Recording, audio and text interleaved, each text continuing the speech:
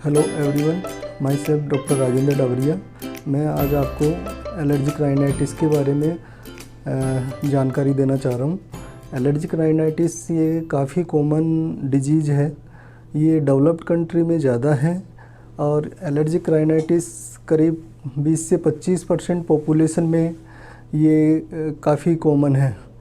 और इसमें patient symptoms जैसे स्नीजिंग है, नाक में खुजली चलना है, नाक से पानी आना, आँखों में खुजली चलना, गले में खुजली चलना, नाक का बंद होना, ये इस तरह के सिम्टम्स पेशेंट में होते हैं।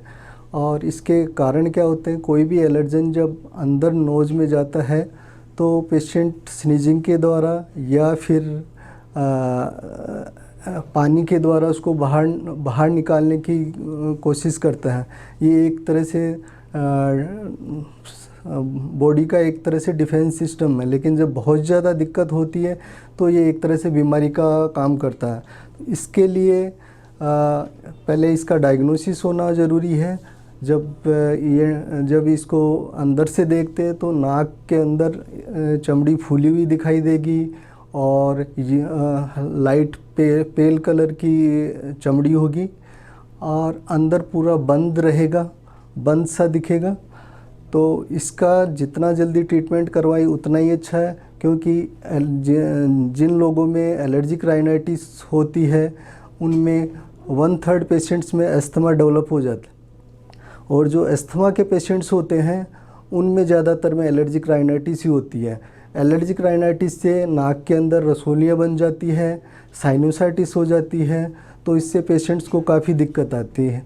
एलर्जिक राइनाइटिस कुछ पेशेंटों में तो पूरे साल भर ही रहती है, सिम्टम्स कंटिन्यू बने रहते हैं। कुछ में जब सीज़न चेंज होता है तब ये एलर्जिक राइनाइटिस के सिम्टम्स डेवलप होते हैं। जैसे इनमें बरसात के सीज़न में सबसे ज़्यादा एलर्जी होती है, या मार्च अप्रैल में जब फसलों का टाइम होता है तब ज़्यादा होती है। पर डेवलप कंट्रीज़ में क्या पोल्यूशन इतना होता है कि जितनी भी व्हीकल्स ये चलते हैं उससे इतना पोल्यूशन होता है कि करीब 20 से 25% पॉपुलेशन को ये अफेक्ट कर रही है। और जिन पेशेंटों में फैमिली हिस्ट्री है एलर्जी की, उनमें ये होने के चांसेस पूरे होते हैं। जिन पेरेंट्स में ये दिक्कत होती है उनके बच्चों में भी ये होने के पूरे चांस होते हैं। और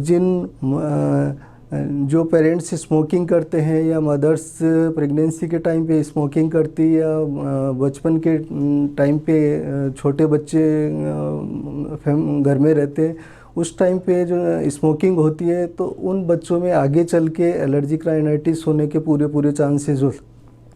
इसलिए स्मोकिंग को अवॉइड करना चाहिए प्रेगनेंसी के टाइम पे और छोटे बच्चों के टाइम पे। और इसके पहले डायग्नोसिस करते हैं, उसके लिए कई टेस्ट हैं। नॉर्मली ईएनटी डॉक्टर से आप सलाह लेते हैं तो वो इसके नोज़ को देख के ही पता पड़ जाता है कि इनको एलर्जी की दिक्कत है। इसके skin prick test, blood test, कई तरह के टेस्ट होते हैं, उससे ये पता चल जाता है कि एलर्जिक राइनाइटिस है। तो ऐसे मरीजों को तुरंत ट्रीटमेंट लेना चाहिए। इसके लिए कई तरह के ट्रीटमेंट होते हैं, जैसे मेडिकल ट्रीटमेंट होता है, इम्यूनोथेरेपी होती है। जो मेडिकल ट्रीटमेंट में एंटी एलर्जिक होते हैं और स्टीरॉइड्स होते हैं। स्टीरॉइड्स में स्प्रे होते हैं जो नोज़ के अंदर दिए जाते हैं, तो इससे क्या साइड इफ़ेक्ट्स कम होते हैं। और अपन सिस्टेमिक टैबलेट के रूप में स्टीरॉइड्स देते हैं, उससे पूरी बॉडी को अफेक्ट करता है, तो वो नुकसान करते हैं। शुरू में तो एंटी एलर्जिक से ही काम चल जाता है। उसमें लिवोसेट्रिजिन है, फेक्सोफेनाडिन है, विलास्टिन है, इस तरह के साल्ट्स है। सेट्रिजिन, लिवोसेट्रिजिन से थोड़ा सिडेशन होता है, इसलिए नॉन सिडेटिव फेक्सोफेनाडिन है, लोरेटिडिन है या विलास्टिन है, इस तरह के साल्ट्स देते हैं, जिससे पेशेंट को वर्किंग या स्कूल गोइंग बच्चों को सिडेशन की दिक्कत नहीं होती। तो ऐसे में एंटी एलर्जिक और ये मोंटिकुलास्ट और एंटी एलर्जिक टैबलेट्स का कॉम्बिनेशन देते हैं, वो लंबे टाइम तक देते हैं, जिससे ये एलर्जी के सिम्टम्स रिग्रेस हो जाते हैं। जिन जिन लोगों में इससे एंटी एलर्जिक और इससे रिलीफ नहीं मिलता, उनको फिर स्टीरॉइड देते हैं, लोकल स्टीरॉइड। तो उससे लोकल स्टीरॉइड्स में स्प्रे देते हैं मॉर्निंग इवनिंग, उससे ये सिम्टम्स रिग्रेस हो जाते हैं।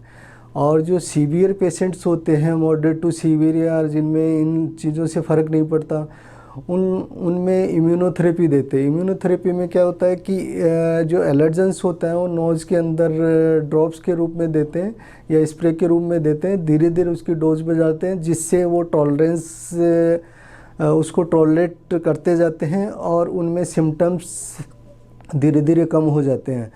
और जिन लोगों में पॉलिप हैं, रसोलियाँ हैं नोज़ में एलर्जी की वजह से, उनमें ऑपरेशन के द्वारा उन रसोलियों को निकाला जाता है, ऑपरेशन किया जाता है। कई लोगों में, कई पेशेंटों में ये हड्डी बढ़ी हुई होती है और टर्बिनेट्स होते हैं, वो बढ़े हुए होते हैं, उनमें हड्डी का ऑपरेशन होता है। हड्डी निकालने से दोनों तरफ की जो चमड़ी होती है वो श्रिंक हो जाती है, उससे सिम्टम्स काफ़ी कम हो जाते हैं। और टर्बिनेट्स को या तो कॉटराइज कर देते हैं या उनको थोड़ा सा रिडक्स करते हैं, कम कर देते हैं उनको सर्जरी के द्वारा, तो उससे भी काफ़ी रिलीफ मिलता है। और जो लोग ये जैसे डॉग्स हैं या ये कैट हैं जो पालते हैं, उनमें एलर्जी के सिम्टम्स होने के चांसेस ज़्यादा होते हैं, क्योंकि बाहर घूमते हुए वो एलर्जेंस अंदर लाते हैं और उससे कई लोगों को स्नीजिंग होना ये है। और जिन लोगों में डस्ट से उनसे है, उनको कोई भी डस्ट का काम करने से पहले कपड़ा बांध के और फिर काम करना चाहिए, जिससे एलर्जेंस कम से कम जाए और एलर्जी के सिम्टम्स कम से कम हों। जिन लेडीज़ में जैसे आटा छानते हुए या छोंकन लगाते वक्त स्नीजिंग और ये होती है, उनको कपड़ा बांध के ये सारे घरेलू काम करने चाहिए। और जो लोग बाहर जाते हैं, जैसे डस्ट का काम, खेतों में काम करते हैं, उनको भी कपड़ा बांध करके डस्ट का काम या जो भी है खेती का काम करते वो कपड़ा बांध के ही करना चाहिए। या जो गार्डन में जो फ्लावर्स और उनके कांटेक्ट में रहते हैं, उनको भी ये कपड़ा बांध के ही काम कर या मास्क लगाने लेना चाहिए। तो ये कुछ तरह की सावधानी है, तो उससे काफ़ी हद तक अपन बचा जा सकता है। और अपन अगर इसका एलर्जी का ट्रीटमेंट नहीं करवाएंगे तो उससे धीरे धीरे अस्थमा डेवलप हो जाएगा, क्योंकि जितने भी अस्थमा वाले पेशेंट हैं उनमें ज़्यादातर में एलर्जी होती है। और जो एलर्जी वाले पेशेंट हैं उनमें 1/3 पेशेंट्स में ये अस्थमा डेवलप होने के पूरे चांसेस होते हैं। तो इसलिए इसका बचाव और ट्रीटमेंट ज़रूरी है, अदरवाइज़ तो इससे धीरे धीरे अस्थमा डेवलप हो जाए तो लंग्स की दिक्कत हो जाएगी और ये धीरे धीरे बढ़ता जाता है। कुछ लोगों में सीज़न के टाइम पे एलर्जी डेवलप होती है और कुछ में पूरे साल भर चलती रहती। तो जैसे ही सीज़न स्टार्ट होता है, पेशेंट को तुरंत ट्रीटमेंट ले लेना चाहिए, अदरवाइज़ ये धीरे धीरे बढ़ती जाएगी। Thank you.